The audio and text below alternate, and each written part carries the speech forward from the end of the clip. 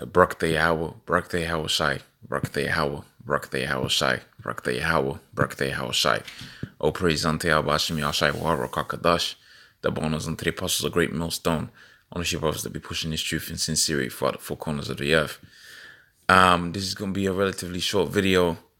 Going into World War III and recent things that have happened. Basically to move in the direction of World War III. And without much further ado, I'm just going to read the article and then go into the scriptures. So it says, Iranian warships in U.S. backyard at Tehran to deploy Navy to Western Atlantic. All right, Iran to send warships to Western Atlantic Ocean starting in March. All right, move likely designed to counter U.S. aircraft carriers stationed in the Persian Gulf. So yesterday I did a video with China ramping up their military, and it looks like Tehran is getting involved in the there's a thing called strategy within war. Okay, one of the major strategies or strategic moves that's being played out here is this. Okay, you got U.S. ships in the Persian Gulf. You got Iranian ships in the Atlantic, and that's what you know as strategic placement. Okay, when war breaks out, inevitably it will break out because the scripture says so. Basically, what you're gonna have is a situation where war is gonna break loose. Okay, and the different people that need to be in their locations is going to be there ready to fight. So it says Iran will send warships to the Eastern Atlantic starting in March as a move likely designed to counter U.S. aircraft carriers stationed in the Persian Gulf. All right, the ambitious deployment was announced by a top Iranian naval commander Friday, which is today, and comes several weeks after the Pentagon sent aircraft carrier strike group to the Persian Gulf. Decision to send naval forces so far west may be motivated by the Islamic Republic's desire to counter what it sees as an aggressive U.S. naval presence in its own backyard. And the one thing that the U.S. is going to try to sell you is they're going to try to sell you this thing of the aggression from these different nations. But that's not what the scripture says, and that's not what these other nations have said. Pretty much, it's American aggression. It's the U.S.'s aggression. It's all of these. It's all of the. It's America being the aggressor, man. Okay, America is the one that goes out here and pretty much does hurt to these countries. So the book of Malachi, the first chapter. I'll start from the top. It says the burden of the Lord. God of Lord of Israel by Malachi. I've heard these. I've loved you, saith the Lord. Yet you say, wherein hast thou loved us? Was not Esau Jacob's brother? Saith the Lord, yeah, I love Jacob. So when you check out the story of Jacob and Esau, pretty much there was twins born of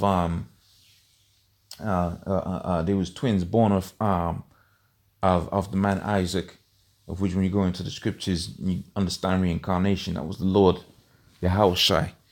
And pretty much the Lord loved Jacob because Jacob was the righteous one. Okay, the wicked one was Esau, the righteous one was Jacob. Okay, so continuing, it says, I've loved you, saith the Lord. Ye say, wherein hast thou loved us? Was not Esau Jacob's brother? Saith the Lord, yeah, I loved Jacob, and I hated Esau, and laid his mountains and his heritage waste for the dragons of the wilderness. Okay, so it says, whereas Edom saith, we are impoverished. So pretty much, you check out the history of Esau. All right, they pretty much went through a period where they didn't have anything. It was in what was known as the bottomless pit. Okay, and they rose up and they built the wastelands. That's within the book of Revelation. So it says, whereas Edom saith, we're impoverished, but we will return and build the desolate places. Thus saith the Lord of hosts, they shall build, and they shall build, and I will throw down. So Esau built up these places, okay, America, Britain, France, Germany, all that. But check what the Lord says. They shall build, but I'll throw down, and they shall call them the border of wickedness. So as they're gonna build themselves up, but the Lord's gonna throw them down, man.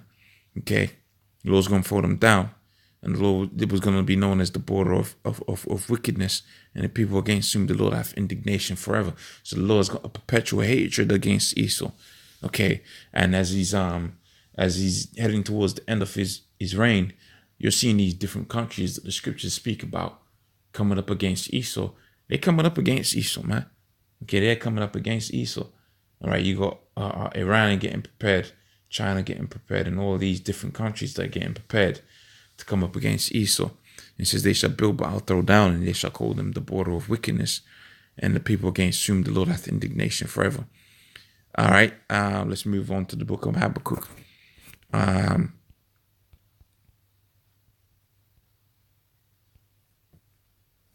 The second chapter, and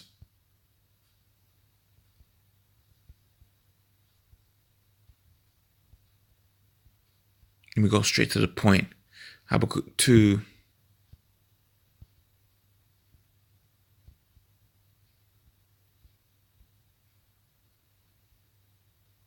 And 6, and says, shall not these take up a proverb against him, a taunting proverb against him, say, woe to him that increases that which is not his, how long to him that is laden with thick clay.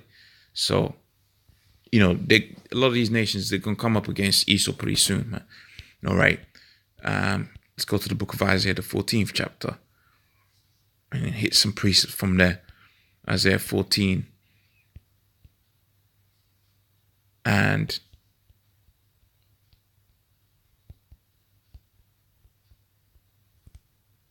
one, it says, for the Lord have mercy on Jacob, and will choose Israel, and put them in their own land, and the stranger shall be joined unto them, and cleave unto the house of Jacob. It says, the people shall take them and bring them to their place, and the house of Israel shall possess them in the land for servants and handmaids, and shall they take them captives they were. So all the nations are going to be captives, slaves, so you can understand, to the children of Israel.